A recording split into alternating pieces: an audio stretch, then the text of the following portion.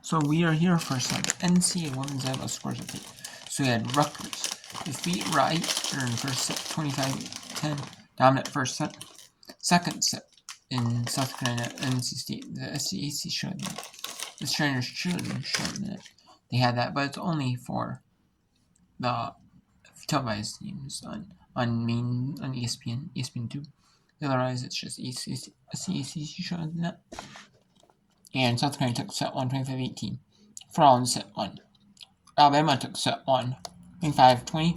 Wake Forest was up on set 2, 5-2. Yale had to play 2 matches over last week, over Friday, Saturday.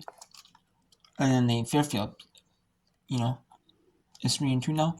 And they're 24-23. Yale the lead in set 1. American blew out Hampton in set 1, 25-8. Americans 5-2 on the Patriot. Hampton's 1-5 out of the Coastal Athletic Association. So even the leaders, that disparity in talent is big.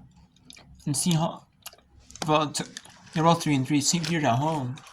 The Metrolink Athletic Conference took set 1, 25-22. And untelevised match. Georgetown, all of our competency in set 2, 1, 25-14. And 8-3 lead for Georgetown in set 1. 1-5 Georgetown versus 2-4 competency at 2-4 competency. And Ole Miss up 3-0 Miami in the senior showdown. SEC showdown. And then we have one coming up. Pittsburgh and Kentucky right now on Children's SEC showdown. Lacrosse Bryant at 7 Eastern on American East TV. Mercer plays untelevised or on non-ESPN Plus game. And then Mercer at Troy is on ESPN Plus. 1-6 Mercer, 1-3 Troy at 7 Eastern. And then Florida State, Oklahoma. Florida State versus Florida, Oklahoma. SEC showed that. Duke at Mississippi State, 6-2 for Duke at 6 Mississippi State. SEC showed that on Senior Plus. And then Delaware at St. Maryland at 7 Eastern on Big Ten Hour Plus. FS1 is number 8 Texas A&M. Played number 10 SMU. Then they played number 15 TCU. Today on FS1 Central Eastern. And number 4 Louisville, number 2 Texas and Eastern. And about California at 10 Eastern. And then we have some women's soccer as well. We have number South Elon up 3-0 on South Carolina State. Omaha up 1-0 on Crane. Sycamore and Bryant at 7 Eastern. Iona and Delaware State on School States. Or YouTube, because that's what SWAC school, schools do in same set. SWAC and SWAC TV for in the basketball. Like the conference championships replace SWAC Digital Network.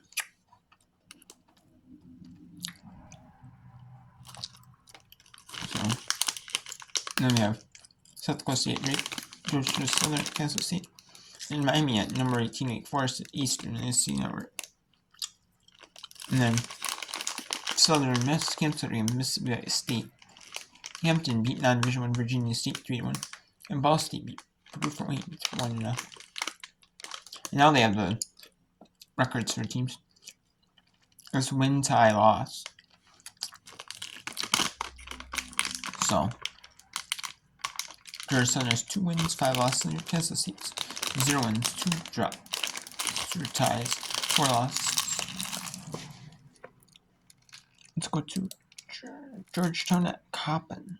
Actually, they're going to review that one.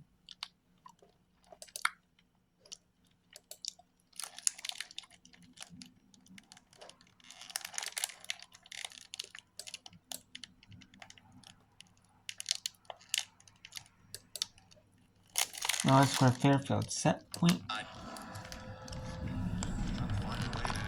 Get their team now back into this first set.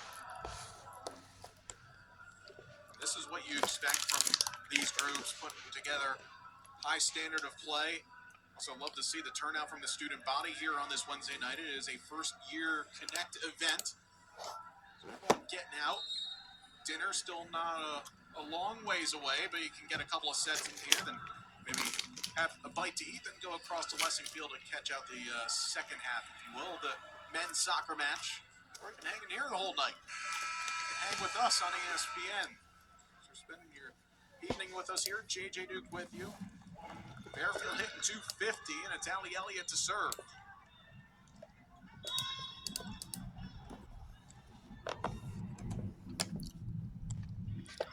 That's a good serve. Point set, though, gets a decent pass off. Kelly gets rejected.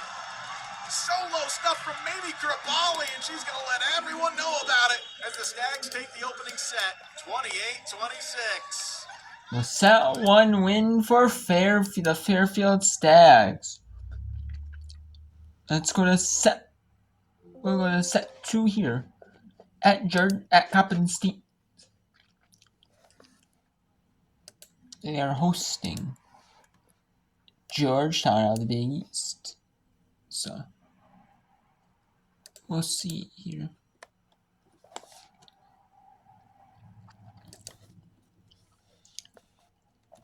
If Georgetown can keep their momentum stranglehold that they have, or can Coppin get back some of that momentum.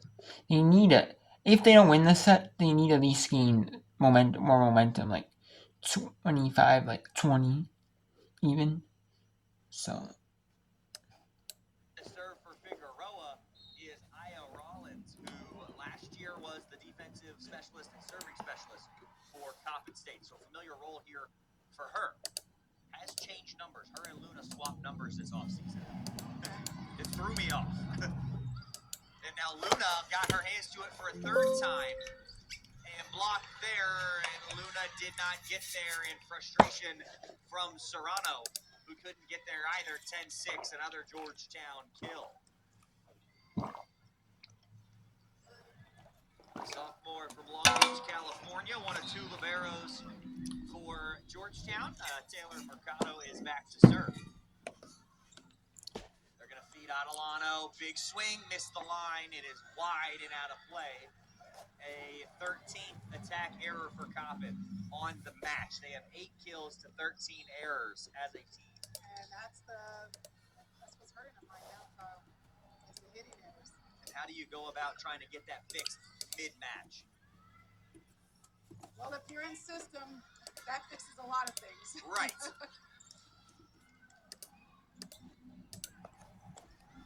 Back row try, off hands, and Stafford another kill.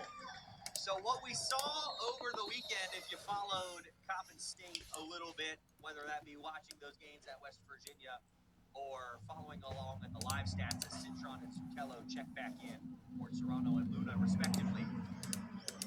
Kenya Stafford, when she was swinging, she was extremely deadly, which we've always known. Now, there were times they were out of system where she had to tip the ball, but every time she would swing, it was almost down to the floor each and every time. Well, that time, that was a much better aggressive swing by her. And now it'll be Zucchello. Couldn't quite get all of that one. Mitchell off of Zucchello and down. 12-7. Well, going back to Stafford, I like what they did offensively with Stafford in the back row, running a fast tempo, and her coming out of position 6, swinging with some power. Earlier, we saw her doing a lot more roll shots, but I think we need to see what we just saw, swinging with a lot more power, even when she is in the back row. Stafford backed off of the errant pass from Figueroa, and it was an ace for Urbina. Picks up her second of this match, and it's 13-7.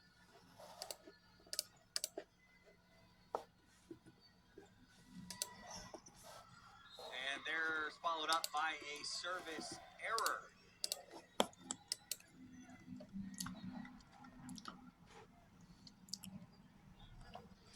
So there's 13-8 Georgetown over Coppin State, looking like Coppin State might be a little closer in that set, but I mean, still not looking too great for Coppin right there.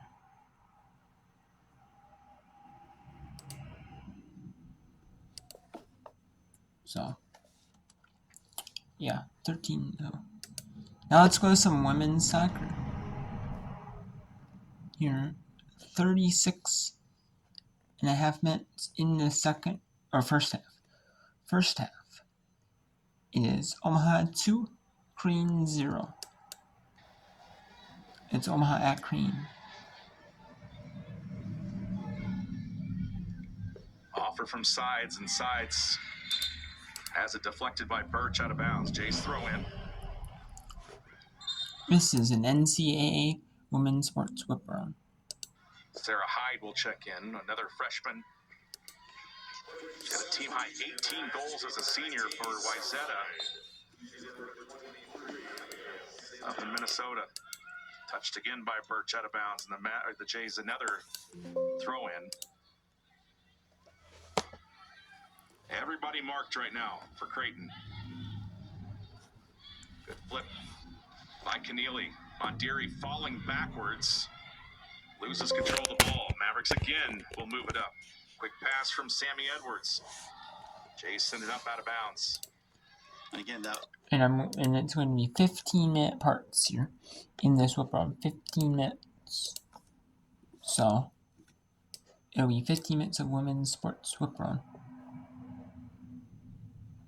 And through all the different matches in the world of women's college soccer and women's college volleyball. Be playing with the ball at their feet when they have back to goal. It's not working. Well, they're doing a nice job of doing it quickly. There's no waiting around. There's no lack of commitment to it. That's the game plan, and they've executed it very well so far. And all credit to Omaha. They have played this match with aggressiveness and intent. Sarah Hyde, far side. Torres gets knocked down, but the Jays will keep a hold of it. Gillis up the wings, taken away by Presley Douglas. Mavericks continue to hold possession. And the air off the head of Gillis. And now back to Solomon. 40th minute here in Omaha. 2-0 Mavericks. Off a pair of goals by Charlie Court. Dragged by Hyde. Now Offer back inside to Hyde, and it's taken away by the Mavs. There's a quick ball by Sides, and just a little bit too much oomph on the ball sent in to the box. As she wanted that 45-yard laser beam, and it ended up just closer to the moon.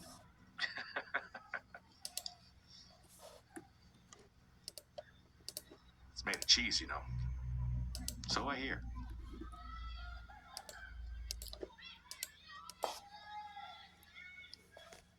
Mavericks off the goal kick. Sammy Edwards. It's Schmidt as she makes the run.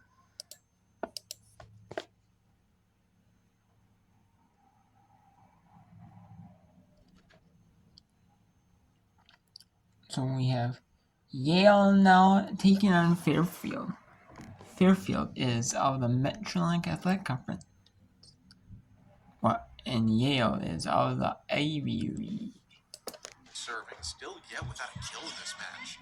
Again, a player for every contest last year that had double-figure kills in every contest, but Elliott quick to side out. Allie Elliott still without an error in this match, and Elliott came off of a really nice day against Villanova last weekend. She did not register an error in 24 swings. It's her only match where she didn't have double-digit kills, but you're taking that efficiency of hitting 380. It's a block. Combination of Krubali and Weish denying Kellen. Lauren Kellen, 3 hitting errors, and all of which coming by the block. That time the skies out in the middle. Not much of an effect on the Fairfield block. But Gigi Barr, I mean, she can run a slide as good as anybody. Great swing.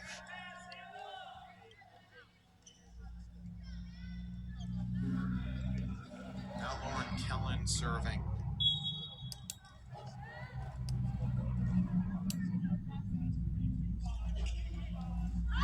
Good pass by Moon. She's been so good at that. Leads a big swing by Elliott. Better up, though, by Aria Ju. And Poinsett puts it away. Turning defense into offense, and that is all because of Aria Ju, the junior lib from Georgia. This is a big swing from Elliott. Great disguise. Better up.